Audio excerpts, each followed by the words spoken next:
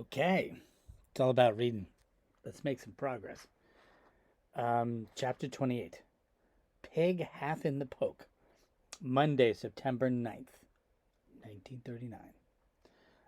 The next morning when I wake up, Natalie is staring over me, peering into my eyes like she's doing a wake-up spell. What is it? Natalie says nothing, but I can see by the way she's digging in her chin in her chest. She's anxious. I wonder what she made of what happened last night. Did she know she wasn't supposed to go to the warden's house? Did she understand why Piper was yelling at me? Does she know the word moron? It would be a lot easier to feel sad if Piper wasn't so mean. Natalie stays with me as if she's suddenly glued to my side. I have to go to the bathroom and close the door in her face to get changed. She's waiting right outside when I'm done. In the kitchen, I hear Dad rattling around. He doesn't know. What does he know about last night, I wonder? I'd rather he find about it from me. Maybe he won't have to hear about it at all. Maybe the Madamins will want to keep all this quiet. Mrs. Capone, too. I'm sure she'd prefer if my parents didn't know Natalie disappeared on our watch. What's your plan this morning? Natalie asks when she sees her dad. We both look at her as if the stove spoke. This is what my father usually says. Slowly, my father's changes from surprise to pleasure. I'm going to make myself some breakfast, Natalie. And you, sweet pea? Moose, she says. Stay with Moose. Mrs. Madaman invited us over, I tell him. For breakfast? Uh-huh. Dad, what's happening with Mrs. Williams? It's hard to know. The warden likes to play things close to his chest. My mom pokes her head in the kitchen. Piper's mom. Is she okay, Mom? We're all worried. Did you hear something, Moose?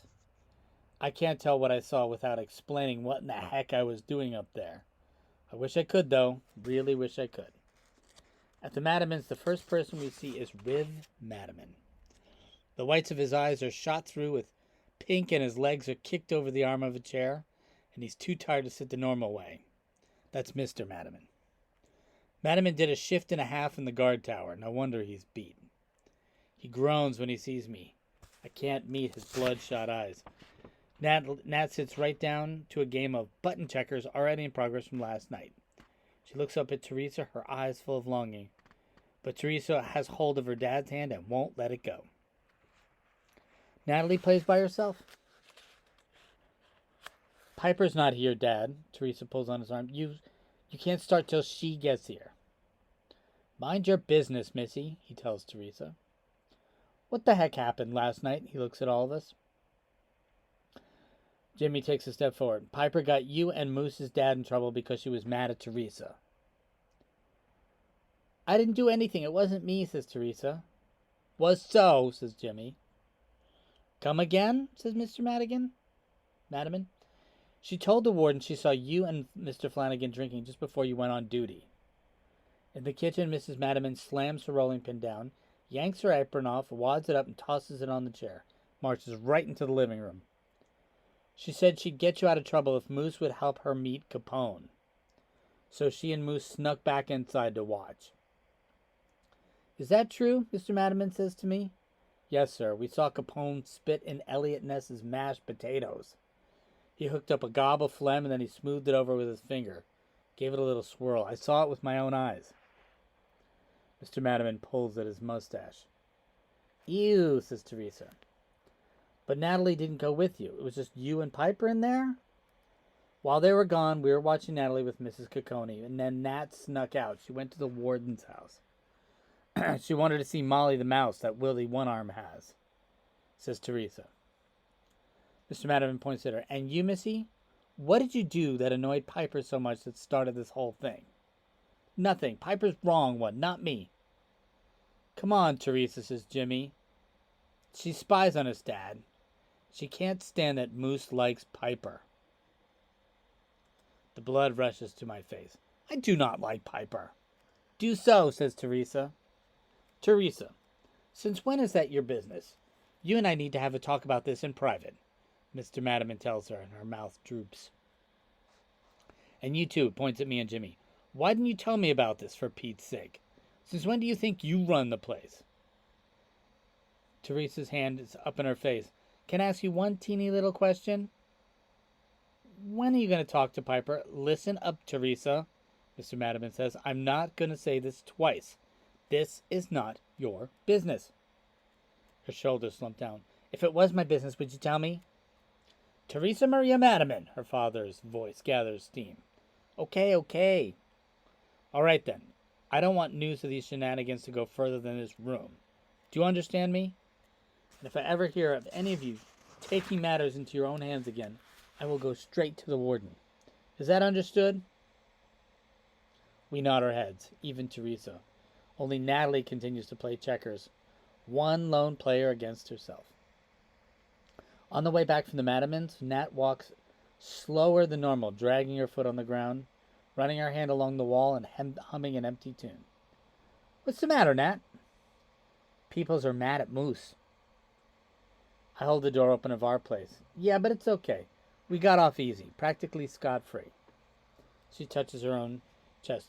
No one is mad at Natalie. Natalie is a moron. No, Nat, listen to me. Listen closely. You're not a moron. Piper, she's the moron, not you. Mr. Madiman shakes his finger at Moose, not Natalie. Natalie was the one. Natalie went away. Yeah, and you shouldn't do that, Nat. You shouldn't go up to the warden's house. But can we talk about this inside? Why? Because it's not safe to go to the warden's house, and I don't want to talk about this out here on the balcony where people can hear. Tomorrow we can see Molly, Moose said. Yeah, I said that, but I was wrong. We can't go up there whenever we want. There are things you can't do. You can't go up top and... You can't be friends with 105 either. 105? Does he visit you, Natalie? Visitors? Natalie, Mommy's here, she says the way Sadie would say it. Yeah, Mom visits, but does 105 visit? Dad visits. Mom and Dad visit, but 105 doesn't visit. Right, Natalie? 105 doesn't visit, she just mimics. How did you get that stuff in your suitcase? Sadie packs my suitcase. Sadie packed the bar spreader? Natalie doesn't answer. She's counting the posts on the porch rail. Come on, Nat. Nat, please, let's get inside. Mom, Dad, I call on the door, but it's too silent inside. Where did they go? Natalie? I'm begging now. Something about the way she seems to have locked up in place is making me nervous. Home, Moose. Not home, Natalie. It's Monday, and she's not going back to the Esther P. Marinoff for another week. Some kind of teacher break before the fall semester. Moose, go. Natalie, stay, she mutters, closing her eyes and spinning around like a merry-go-round. And she falls down on a clump. Natalie, not here, okay? Just get inside. But she doesn't move. No, wrong voice. That's Moose's voice. Natalie, not here, okay? Just get inside. Moose, a bullhorn bleats. And it's not Darby, it's Janet Trixel. Leave us alone, Janet, I call down. What's going on? And then Darby does it with his own bullhorn. Nothing, sir, I say. Don't look like nothing to me, son. Mrs. Chudley opens her window. Mrs. Capone comes out, her hands on her hips. B. Trixel's clackety-clack high heels sound can be heard. Sure ain't normal what she's doing now, says Darby. Come on, Nat, let's get you inside. Where are your folks? Natalie, this is lame. We need to count the dishes. Come inside. I know this is lame, but it's all I can think of. Natalie doesn't budge. Her eyes are shut tight. Natalie, we need you to come and check. Mommy's knitting something for the warden's baby. We need your help. My mother doesn't know how to knit. It's such a lie. Nothing. Out of the corner, I eye Janet Trixel banging on the Madaman's door. Teresa, Jimmy, Moose needs help. Janet, you come down here, Darby shouts, but it's too late. Janet has Teresa and Jimmy in tow. Jimmy takes one look at Natalie and understands exactly what's going on. Let's carry her in, Jimmy says. He scoops up her arm, Teresa gets her feet, and I carry her middle. It's awkward, but it's only a few feet. We lug her over the threshold of our apartment and close the door. I can't believe it's Janet helping, but it is. Thanks, I say to all of them. Janet's face glows. Do you want to play? She whispers to Teresa. Teresa looks at me. I nod. "'Kay," Teresa says as she and Jimmy and Janet go out. I breathe a huge sigh of relief as I close the door after them. Natalie, I wish you wouldn't do that. She's curled up like a ball on the carpet. But at least she's quiet. It could be worse. But then I hear a knocking on the door. Moose, I want to come in. It's Darby Trixel, wipes his feet on the mat and steps in without waiting for an answer. Officer Trixel, sir, my parents aren't here right now. He's headed straight for the sofa. It's you I want to have the conversation with. How's she doing? Fine, sir. She's still on a ball on the floor. She ain't fine, Moose. Now you look here. She ain't no reflection on you. I want you to know that. Yes, sir. He settles in on the couch deeper. He pokes his chin in Natalie's direction. Happens in families sometimes. You think I don't know what it is, but I do. I had me a brother that wasn't right in the head. But my folks, they did the right thing. They put him away with his own kind. And we got a clean slate. He was happier for it. We all were. That's the way to do it. Get a clean slate. Yes, sir. A girl like her, she don't belong. And this visiting back and forth, you can't have a pig half in the poke. You know what I'm saying? I look down at the coffee table, wish I could pull it out from under his feet. You look at me when I'm speaking to you. Yes, sir. You ought to be taught right about this. Officer Trixel, do you visit your brother? That's what I'm saying. You got to make a clean break. He got his life, I got mine. So you never visit, ever? You move on from bad things. You understand me? She's not a bad thing, I say softly. You and your parents are too soft. I blame your dad. Women can't see these things right. They don't got the power up here, and he points to his head. But your dad, he's got his head on where his ass should be. I'm not going to have you putting his whole island in jeopardy because you people are soft in the head. You hear me? Yes, sir. I hear you, but she's not soft in the head. You Flanagans. Can't see the forest for the trees. It's a shame. I feel bad for you. I do. It's the end of that chapter. A sweet spot for Moose. Monday, September 9th and Tuesday, September 10th, 1935. When my mom gets back, she stays with Natalie. The two of them stay in Nat's room, Nat lying on the bed, her arms tucked under as if she's flown apart and bringing herself together again. Fits exhaust Natalie. They exhaust my mom, too. Sometimes it seems like there's still an umbilical cord between them.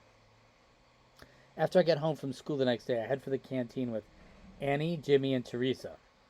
Jimmy doesn't say much.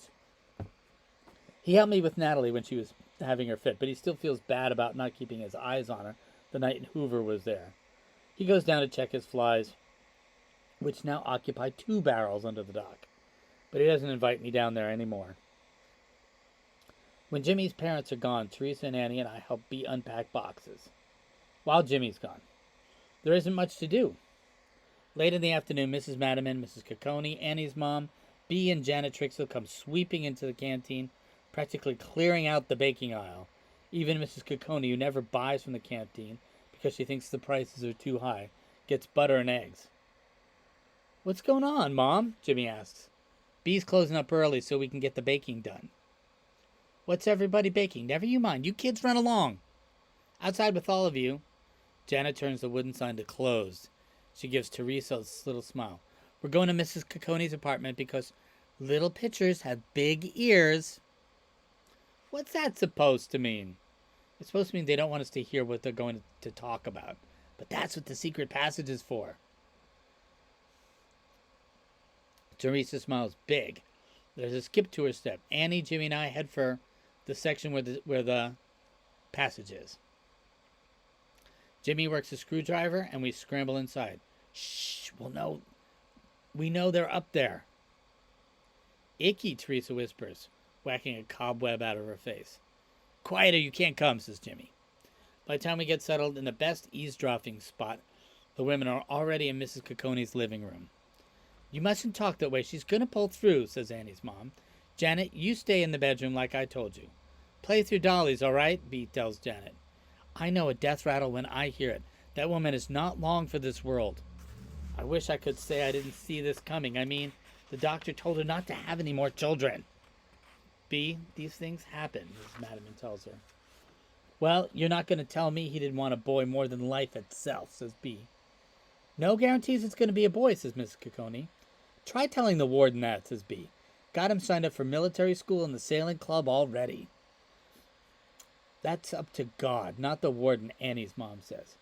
Well, I'll tell you what's up to us.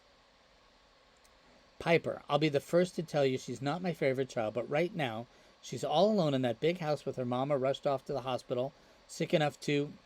It's not right. Somebody has to go up there with her. I'll go, says Miss Capone. I can cook in the warden's kitchen, same as my own. Now let's hold our horses here, girls, and use our heads. Who's the closest friend Piper got? Moose, Mrs. Madiman says. Ain't that the truth, B answers. Those two and their googly eyes. Where is he? We sent them out to play. Get them out of our hair, says Annie's mom. That boy, my goodness, if there's a hand that needs a holding, he's the one for the job. I'll be darned if he didn't get me a rose one day when I was feeling down. I still can't figure that one out, says B. He's a nice boy, that's what. My Annie thinks the world of him, Mrs. Bamini says. Got a sweet spot for Moose is what your Annie has, B says. Annie's mom sighs. I'm afraid so, but enough of that now, girls. We've got our work cut out for us. Annie, Teresa whispers, you have a crush on Moose? Annie has weaseled past Jimmy. She's crawling like a spider down the passage to the door that opens with a squeal and closes with a crump. We can hear her distant footsteps running up the cement stairs. My cheeks get hot with the thought that Annie has a crush on me. I don't like her in that way. I mean, Annie, she's a box with feet. She's nice. It's kind of nice to think she likes me, as long as it doesn't affect her pitching. Moose is not very empathetic, is he, sometimes? And do you remember that whole conversation on the boat that one day about Moose? You know, your wife should be able to play baseball. It was Annie talking about herself. When I hear my name again, and I can't think about Annie because I want to listen what the ladies are saying about me, well, I'm going to go find Moose and send him up there. We can't leave that child scared out of her wits and all alone. Poor little thing. You find Moose. We'll get the baking going. Then we'll figure out who's going to visit poor June. June is the warden's wife who's in the hospital in San Francisco now. Get out of here, Moose, as fast as you can, Jimmy whispers. He moves out of the way and I crawl back to the door and jump out with Teresa on my tail. I take the stairs 2 at a time and I run into Mrs. Madiman as she heads to the parade's ground. Oh, there you are, Moose. And Teresa, you may as well hear this too. Mrs. Williams is sick. They took her to St. Luke's Hospital in the city. She may not... Well, she's very sick. She may not what? Teresa asks. Never you mind, says Mrs. Madiman. What about the baby? Mrs. Madiman heaves a big breath. Don't know yet about the baby. I knew it, said Teresa. You knew what? She's not even going to get in trouble now, Teresa insists. Who isn't? Piper. Teresa, that poor girl may lose her mommy. You're old enough to know what that means. Whether or not she should have been bawled out is beyond the point. No, it's not, says Teresa. Shame on you, Mrs. Madiman's jaw says. You wipe that look off your face, young lady, and march back home and wash your mouth out with soap. Teresa's steps are heavy as she heads for home. Mrs. Madiman sighs. She has a big heart for every creature on God's green earth, but she can't find it for Piper. Now, Moose, I know your mom's got her hands full with Natalie, so I'm going to step up to the plate. You go get yourself up to the warden's house, young man. Piper needs a friend. Boy, does she ever. And if you can't forgive her, shame on you, too. There isn't a friend in the world that won't disappoint you one day, but if you're going to hold a grudge, you might have a lonely life. I could get Annie. Wouldn't this be a better girl job? I ask. Moose, I think we both know Piper would rather see you.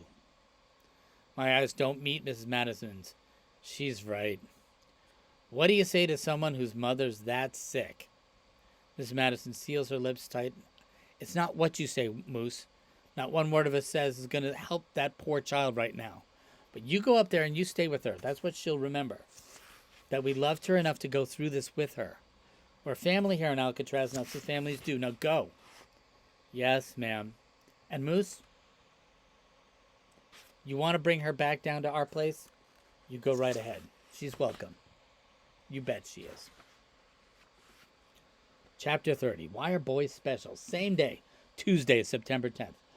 I have walked as slowly as possible up to the switchback, but even at this pace, I get there before I want to.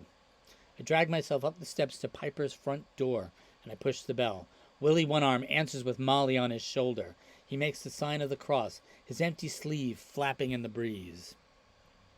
I follow Willie into the dark living room. The drapes are shut tight. No light anywhere. The smell of sickness is all around. I wonder why Willie can't get rid of that smell. Men are no good at cleaning, even with 2 arms, my mom says. I don't even begin to know what I'm going to say to Piper. I'm a little annoyed with Mrs. Madiman for sending me on this impossible mission. Why is it I'm the one everyone always decides can handle these things? It's the curse of niceness, I say. What are you doing? Go away, says Piper. Sitting on the stairwell where she sits, huddled on a step. My hand forms a fist around a nickel shoved in my pocket. Why don't you come down to the canteen? I'll buy you a pop. I heard it's closed. Yeah, it is. Then why'd you ask? Beatrix will open the canteen. Not if it's closed. For you, she will. Oh, says Piper. I don't know what to do with myself or what to say. Maybe I'll just open my mouth and hope the right words jump out. Piper, what are they going to name the baby? Piper leans back and her eyelids flutter. It. Your parents are going to name the baby It? I'm calling it It. It Williams. Were you thinking of a middle name? It, she says. It Williams? Yep, Idiot Williams. Piper smiles, which feels like a small victory. But now what do I say? Mrs. Madiman had Rocky and it worked out, okay? Mrs. Madiman doesn't get sick like this. No, she didn't. I wanted It to die, not my mom. Her voice catches. I put my arm around Piper. It feels like there's no place for my arm on her shoulder. Why is it when you see this done in the movies, it looks so natural? The very best I could hope for, her voice breaks, is a little sister like Teresa Madiman. And that's pretty bad. Piper, Teresa's okay. Teresa's a brat. You could do a whole lot worse than Teresa Madiman. Yeah, I could end up with Natalie. Natalie? I take my arm back. What gives you the right to say something like that? I'm trying to be nice here. Don't turn on me. You can't even say you're looking forward to her going back. Because I'm not. Yeah, and you are, and so's your mom. Shut up. You're not as nice as you pretend to be, Moose. I'm not pretending. My dad wants a son, says Piper. Why are boys so special? We can do more things. Annie plays ball as well as you do. No, she doesn't. Yes, she does, and that's not fair. A lot of things aren't fair. Aren't you just finding this out? They should be. Everything should be fair, she says, the tears spilling over. Her hands try to push them back, wipe them off, make them go away. Come on, I tell her. I want to get away from this dark, silent house, away from the smell of sickness, but I know Mrs. Madiman will head my head if I leave her here. Let's go down to the Madimans. They don't like me. They shouldn't like you after what you did. They should hate your guts, but they don't. I don't want to go. Too bad. She squints at me. I don't think she's going to move, but she does. She gets up and follows me out the door. Mr. and Mrs. Madiman are both in the kitchen doing dishes when Piper and I arrive. I swing through the door first. Piper, a few lengths behind me, walks slower and slower, like she hopes she'll never reach their apartment. For a second, the shadow of something dark crosses Madiman's face, and then it's gone. She dries her hand on her apron and hurries out to where Piper is wiping her feet on the doormat. She gathers Piper in her arms. Piper seems to crumble like a log burned to the core. She folds in Mrs. Madiman as she's been holding herself together until this very moment. Mrs. Madiman's lips press together until they are almost purple. She cradles Piper between her 2 short arms and ushers her into the warm living room with its good baking smells. On the couch, Piper gasps for air. Mrs. Madiman holds her while she cries. It's probably only a minute or 2, but this sounds like nothing I've ever heard. Now, Mrs. Madiman strokes Piper's head gently and lovingly. Piper Williams, the girl who tried to get her husband fired. Mr. Madiman's in the living room now, too. Piper seems to crumble all over again when she sees him. She buries her head into Mr. Madiman's lap, but then something inside of her forces her head up. She grabs hold of her arms, wraps them around herself, and her eyes look at Mr. Madiman. "You were never drunk," she whispers. "I guess you know that." "Yes," Mrs. Madiman says softly. She has a hold of Mr. Madiman's hand now, too, as if the three of them are linked together. The tears flow across Piper's face like water lapping against a dock. And she's trying to say something else, but her chest is heaving so hard. "Sorry," she finally says as Teresa comes in. "Teresa." Miss Madiman lets go of Piper and holds a hand out to Teresa. "Piper has apologized. We've forgiven her. Haven't we?" Teresa looks up from her mother to her father, both of them directing their chins up and down as if they're nodding for her. Teresa's mouth opens to object, but the force of her parents' will carries her head along. She nods the same. Piper is curled up next to Mrs. Madiman on the couch with Teresa on the other side. Piper puts her head on Mrs. Madiman's lap and falls asleep with Mr. Madiman's hand on her hair. Chapter 31. Friday, September 13th. Friday the 13th. The warden's party. So it's 3 days later. It's tense this week on the island. No one knows what's happening with Piper's mom, and the warden spends all his time at the hospital. With Warden Williams gone, Associate Warden Chudley is in charge. But the warden has never left his post before, so Chudley has no idea how to handle the island without him. In the kitchen, I hear Mom and Dad discussing this. He can't make a decision which shoe to put on first. He shouldn't be in charge. Let's hope nothing happens. Luckily, on Friday, when Jimmy and I get back from school, the warden is down at the dock. "A boy! It's a boy!" he crows. "I have a son. Walter is his name. Walter Williams." His voice is full of joy.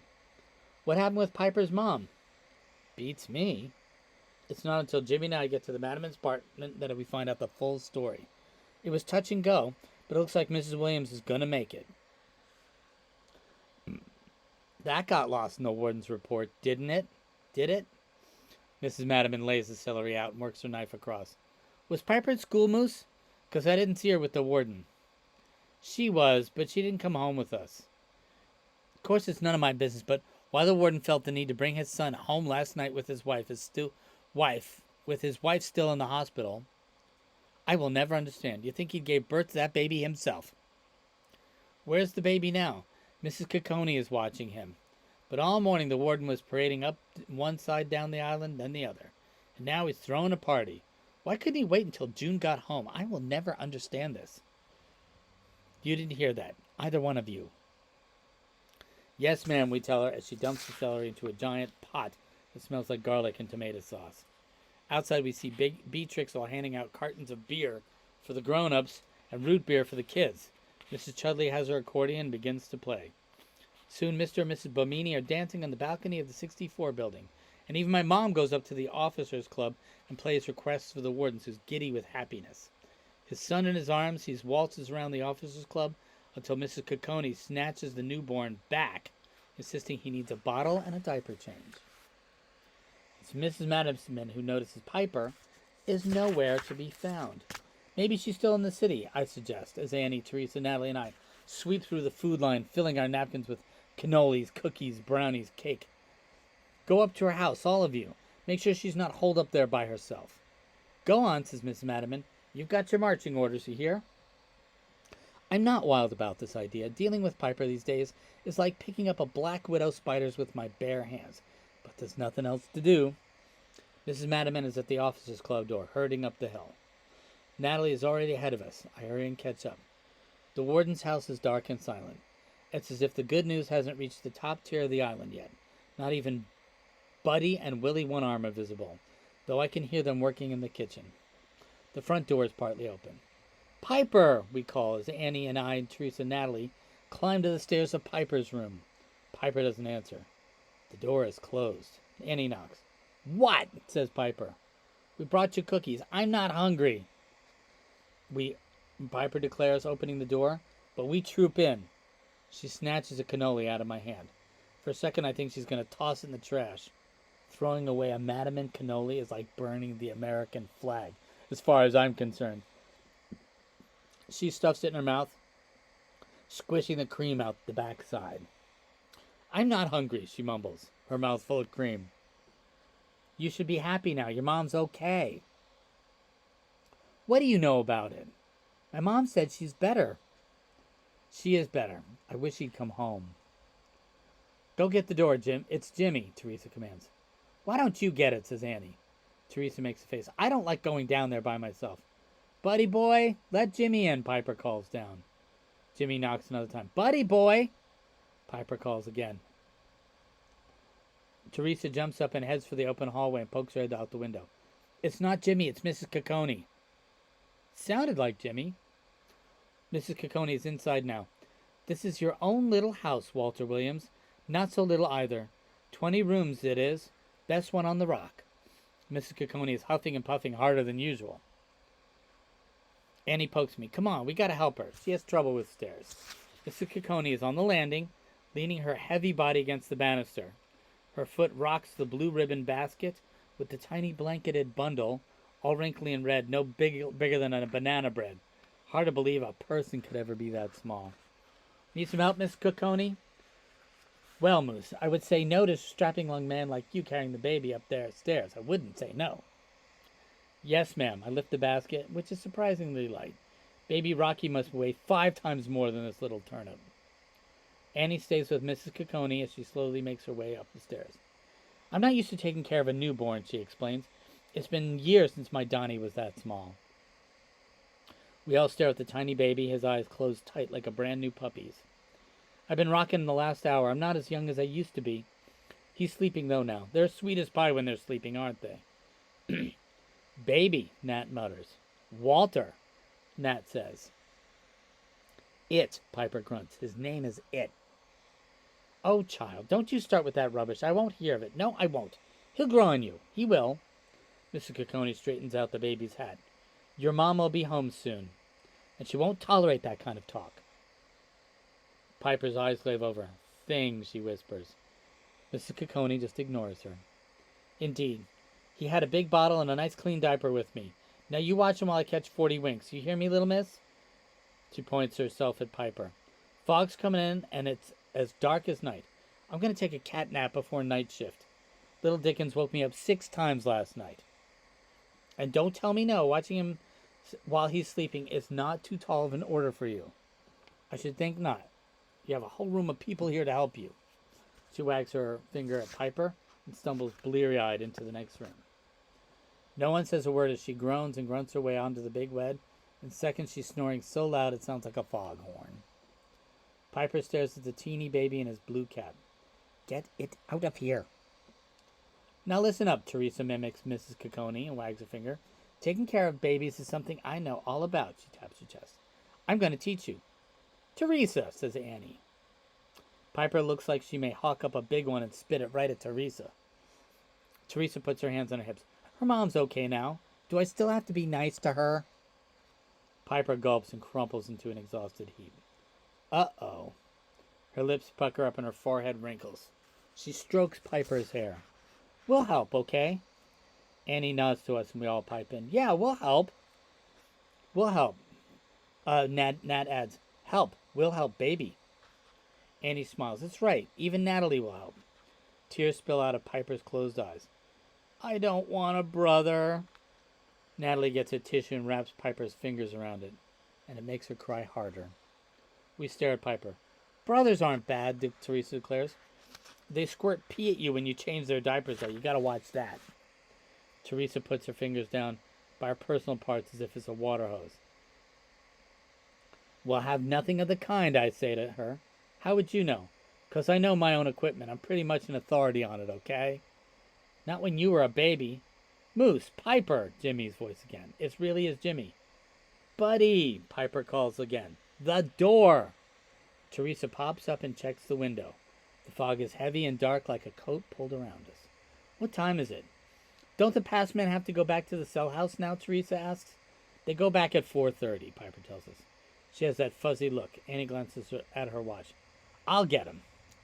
Natalie stands up. She's been amusing herself, tucking the baby's cover all around. She's gentle with the baby, so gentle. Stay here, Nat. I'll be right back. Nat chews her lip and pipes Nat. Wait, Moose, I'm coming down too. Teresa shakes her finger at Piper. You can't. You have to watch the baby. Teresa, Annie warns. You have to take them everywhere with you, Piper. You can't just leave them. Teresa's chin juts out with the force of her words. You're going to be here. You watch him, Piper says in a small voice. Well, what if I wasn't? This is training. I'm training you. Remember what happened with me and Rocky? Do you want it to happen to it? Teresa, says Annie, let Piper alone. Piper stares hard at Teresa, then suddenly her face caves. Fine. Piper glances anxiously at Annie. The blanket too? Yeah. You carry a minute, Annie suggests. Piper takes a deep breath and wiggles her hand underneath the blanket, scooping the baby out of the basket. I did it, she whispers. She carries him out the door, holding him away from her chest like a football. See? See what I did? Teresa pats herself proudly as I head for the door. Nat, really, you can stay. Nat, home. I want to go home, Nat says. Natalie, come on, just stay here. Nat, home. Okay. I'll send Jimmy up and I'll take Nat home. I call back to Annie and Teresa. Why doesn't he just come in himself? Jimmy, come on. Teresa belts from Piper's room. Jimmy! I open the door into the now near blackness.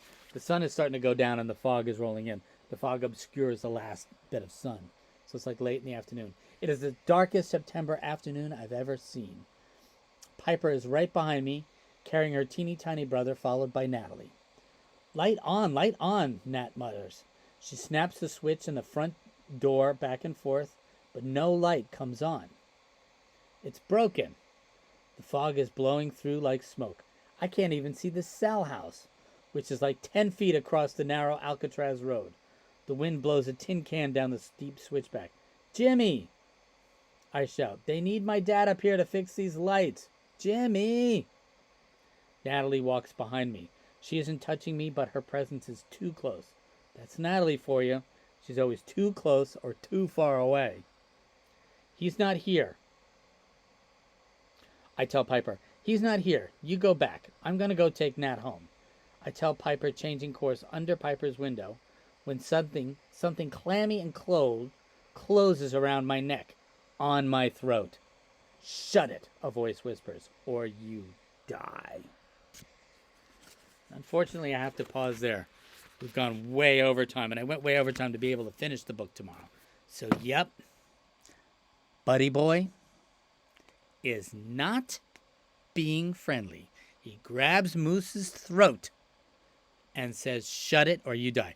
And I'll give that a little plot spoiler. It's Buddy Boy. Tomorrow, we'll finish it. Take it light.